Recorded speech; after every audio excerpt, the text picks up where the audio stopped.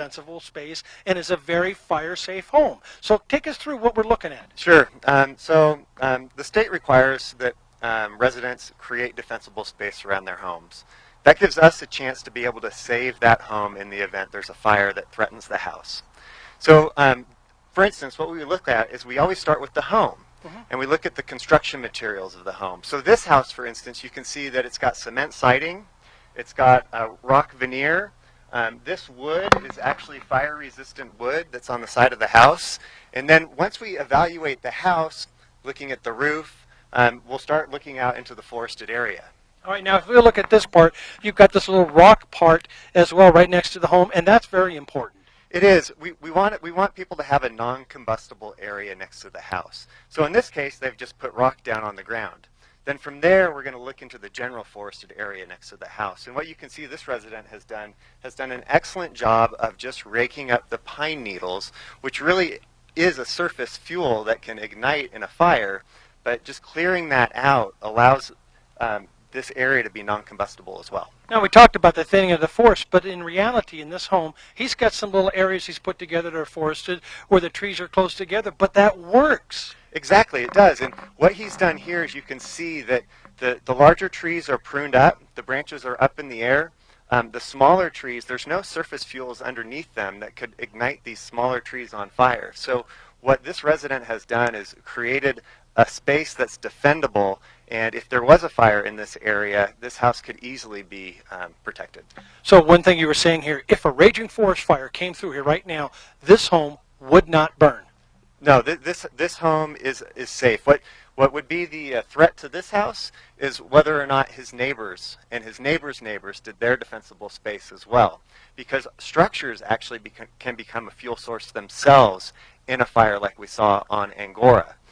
So it's really important that it's not just one neighbor that does the work, but all the neighbors do their defensible space. All right, now as we walk over here further, there's one other point we want to make is that everybody loves to have wood in their homes, and wood-burning stoves and fireplaces are a part of Tahoe, and it's okay to have them as long as you do what this homeowner did. And as we can see, there's the pile of wood. And what's different between this and what we saw at the Angora fire? So typically, a lot of people will put that wood right next to their house. And the reason they do it is because it's convenient to get to.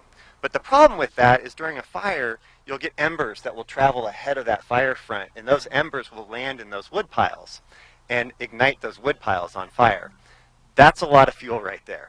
So what we want residents to do is just move those wood piles away from their home so that if they do catch on fire, it's not going to ignite their house. So as I look at this, if this wood pile was on fire, it couldn't catch anything in front of it because the pine needles have been raked. And then if it did get to the home, it can't really get right to it because you've got the rock in between. That's right. And those generate a tremendous amount of heat. You'd probably see some of these trees get torched, but it wouldn't be a threat to the house.